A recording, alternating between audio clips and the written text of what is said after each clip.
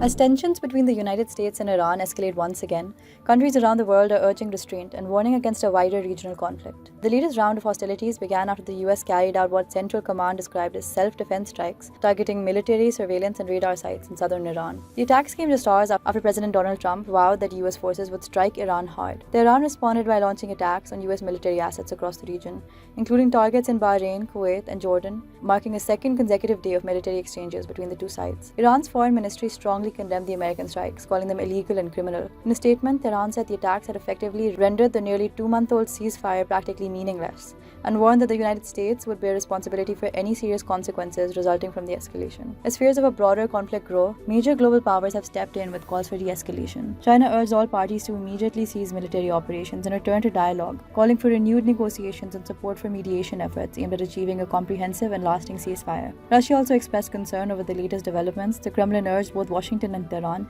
to exercise restraint and continue talks, warning that the renewed exchange of strikes risks reigniting a full-scale war. Moscow noted that the current escalation threatens the fragile ceasefire that had paused hostilities in April. Turkey echoed similar concerns. Foreign Minister Hakan Fidan called on both Iran and the United States to stop their attacks and return to the negotiating table. Speaking in Sofia, he said Ankara had remained in close contact with Washington, Tehran, and regional partners, including Pakistan, and believed diplomacy remained the only viable path toward a peace agreement. Saudi Arabia strongly condemned what it described as repeated Iranian attacks targeting Jordan, Bahrain, and Kuwait. Riyadh said the continued violations of the sovereignty of neighboring states were increasing tensions and threatening regional stability. Meanwhile, Italian Prime Minister Giorgia Meloni said the European Union should be prepared to impose new sanctions on Tehran if the situation deteriorates further. Addressing Parliament, Meloni argued that if Iran continues on what she called the wrong path, Europe must be ready to increase pressure through targeted measures. The latest exchange of strikes has highlighted growing international concern that the confrontation between Washington and Tehran could spiral beyond their borders, drawing more countries into the crisis and further destabilizing an already volatile Middle East.